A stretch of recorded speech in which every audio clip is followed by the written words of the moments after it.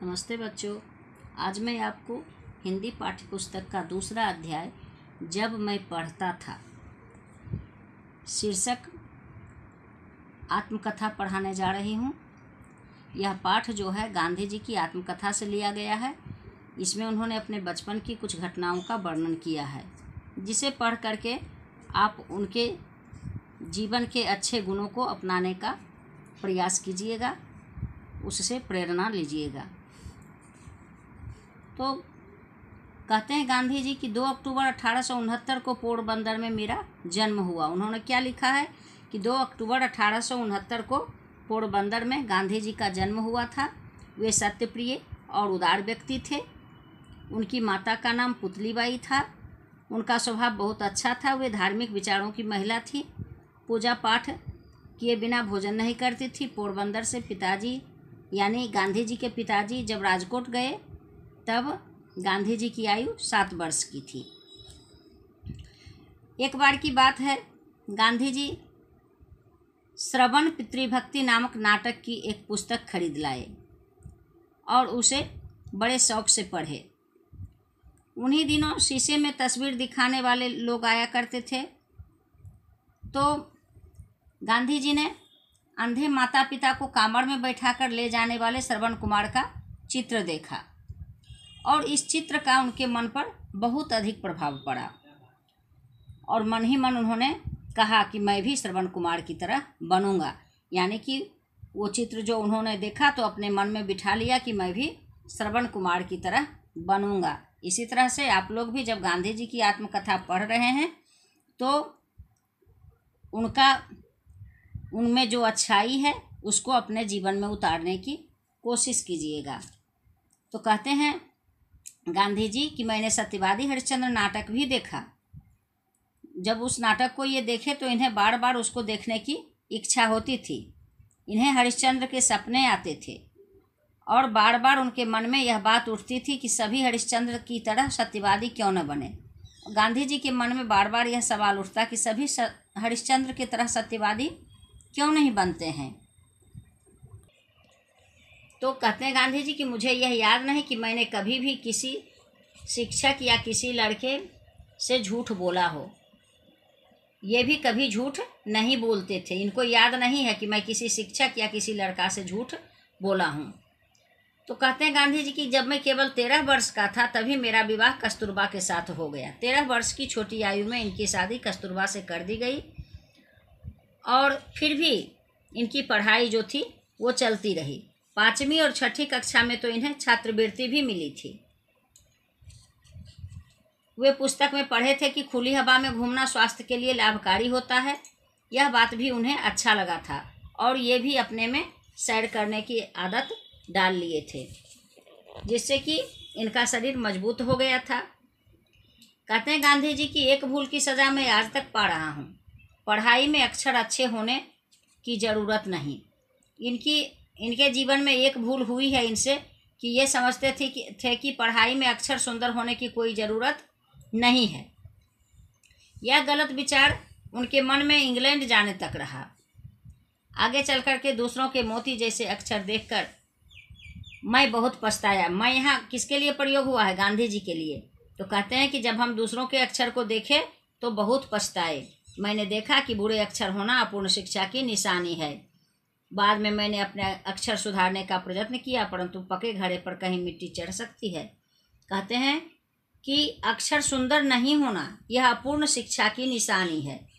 मतलब जिसका अक्षर अच्छा नहीं बन रहा है, सोचिए कि उनकी शिक्षा पूरी नहीं हुई है।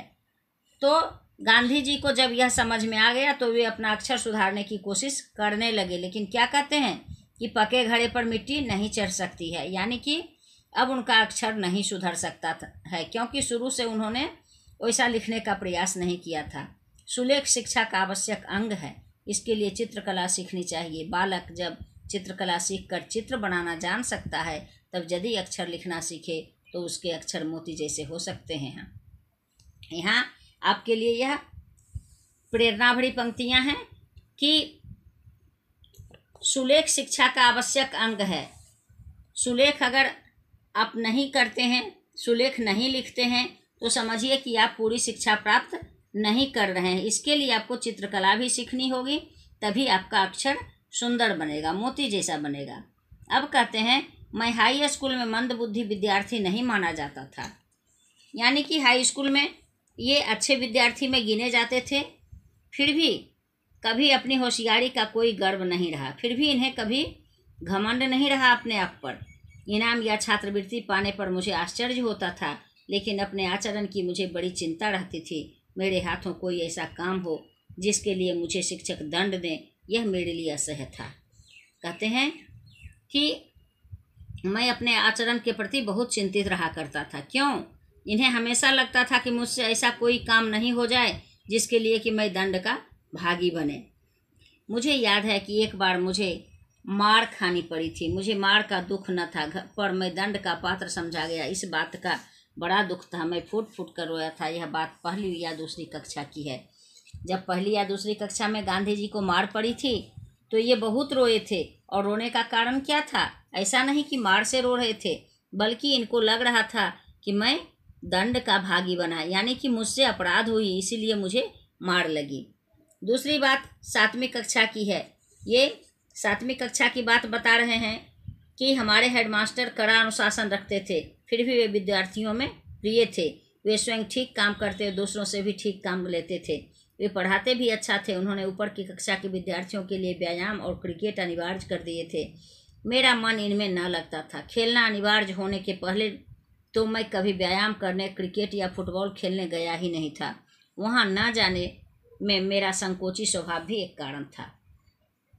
अब कहते हैं गांधी जी कि एक बार हेडमास्टर साहब ने व्यायाम और क्रिकेट सभी बच्चों के लिए अनिवार्य कर दिया, लेकिन ये उसमें रुचि नहीं रखते थे और थोड़ा स्वभाव भी इनका संकोची था, इसलिए ये उसमें शामिल नहीं हो पाते थे। अब क्या होता है कि व्यायाम के प्रति यह रुचि मेरी गलती थी। अब मानते हैं गांधी जी इस बात को, मेरी रुचि उसमें नहीं होती थी, यह मेरी गलती थी। उस समय मेरे मन में ये गलत विचार घर किए हुए था कि व्यायाम का शिक्षा के साथ कोई संबंध नहीं है। कहते हैं कि मेरे मन में उस समय लगता था कि व्यायाम का शिक्षा से कोई लेना देना नहीं है, लेकिन बाद में समझा कि पढ़ने के साथ साथ व्यायाम करना भी बहुत ज़रूरी है। इस बात को बाद में समझ में आई उन्हें कि शिक्षा के साथ साथ व्यायाम भी जरूरी है। फिर कहते हैं कि व्यायाम में मेरी अरुचि होने का दूसरा कारण था पिताजी की सेवा करने की तीव्र इच्छा।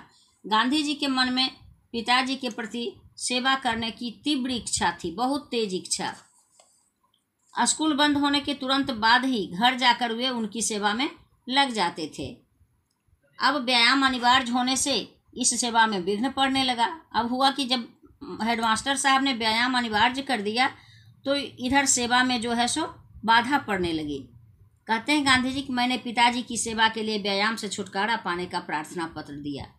अब ये क्या किए कि पिताजी की सेवा करने के लिए ये हेडमास्टर साहब से आवेदन पत्र दिया उन्हें कि हमें व्यायाम से छुट्टी दे दिया जाए, लेकिन हेडमास्टर साहब ने नहीं माना। एक शनिवार को स्कूल सवेरे का था, शाम को 4 बजे व्यायाम के लिए जाना था। मेरे पास घड़ी न थी, आकाश में बादल थे, इससे समय का पता न चला। बादलों से धोखा खा गया। जब पहुंचा तो सब जा चुके थे। दूसरे दिन मुझसे कारण पूछा गया, मैंने जो बात थी बता दी। उन्होंने उसे नहीं माना और मुझे 1 या 2 आना ठीक याद नहीं कितना दंड देना पड़ा। कहते हैं गांधी जी कि एक बार शनिवार को स्कूल मॉर्निंग था और 4 बजे व्यायाम के लिए जाना था। आकाश में बादल छाया हुआ था, इनके पास घड़ी नहीं थी, इसलिए इन्हें समय का पता नहीं चला और वे वहाँ नहीं पहुँच पाए टाइम से। जब ये वहाँ पहुँचे तब तक व्यायाम समाप्त हो चुका था। दूसरे दिन जब ये गए तो इनसे कारण पूछा गया। जो वास्तविक कारण था इन्होंने बता दिया, लेकिन कोई इनकी बात पर विश्वास नहीं किया। फलतः क्या हुआ, इन्हें लिखते हैं कि 1 आना या 2 आना ये तो निश्चित नहीं है, लेकिन इन्हीं में से कुछ दंड इनको देना पड़ा था और उस समय इनको झूठा बनना पड़ा, जबकि इन्होंने झूठ नहीं बोला था। ये कहती है मुझे भारी दुख हुआ, मैं झूठा नहीं हूँ, यह कैसे सिद्ध करूँ? कोई उपाय न था। मैं मन मार कर रह गया, रोया। बाद में समझा कि सच बोलने वाले को असावधान भी नहीं रहना चाहिए। कहते हैं गांधी जी कि मैं झूठा नहीं था, फिर भी मुझे झूठ कहा गया। अब इस बात का प्रमाण मैं कैसे दूं कि मैं झूठा नहीं हूं? तो अंत में ये क्या कहते हैं कि सत्य बोलने के अलावे सावधान भी रहना चाहिए। ऐसा नहीं कि मैं सत्यवादी हूँ तो मैं असावधान रहूँगा तो मैं सत्यवादी कहा जाऊँगा। इसलिए अपने कर्तव्य के प्रति हमेशा सबों को सावधान रहना चाहिए। आशा है आप कहानी समझ गए होंगे। धन्यवाद।